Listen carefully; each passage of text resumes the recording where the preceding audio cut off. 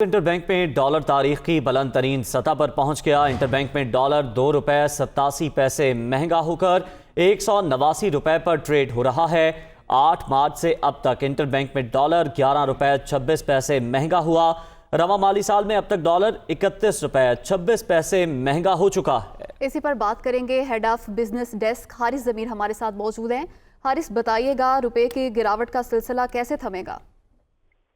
जी, सिर्फ थमेगा इस वक्त के जब हमारी जो है कोई नई हुकूमत या कोई नए फाइनेंस मिनिस्टर या जो शौकत तरीन साहब दोबारा आए और IMF से बातचीत करें, ताकि उससे एशियन डेवलपमेंट बैंक और वर्ल्ड बैंक से जो एक सिलसिला कर्जों का रुका हुआ है वो मिले। इसके साथ साथ हमारे जो है सबसे मसला ये है कि जो फॉरेन इन्वेस्टर्स हैं उसकी भी सेलिंग थी। जब से रशिया यूक्रेन का सिलसिला हुआ तो उससे हमारे फॉरेन सेलिंग भी बढ़ गई थी, और पिछले एक माह में जब से अदम एतमाद का सिलसिला शुरू हुआ है, जो कर्जों की अदायगी है उसकी पेमेंट थी तकरीबन, उससे फॉरेन एक्सचेंज रिजर्व भी $4 बिलियन कम हो चुके हैं। इम्पोर्ट्स जो है वो तेजी से बढ़ रही है, क्योंकि कमोडिटी प्राइसेस जो है वो इंटरनेशनली अगर पिछले साल के मवाजने से देखा जाए तो 70 से 80% बढ़ी हुई है।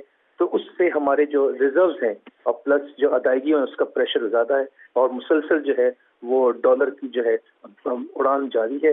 और सिर्फ इसी वजह से रुक सकता है कि हमारे यहाँ कुछ अनसर्टेनिटी खत्म हो, ताकि एक हमारे पास लाएअमल तैयार हो कि हमको किस तरीके से काबू पाना है। जी हारिस ज़मीर, बहुत शुक्रिया आपका।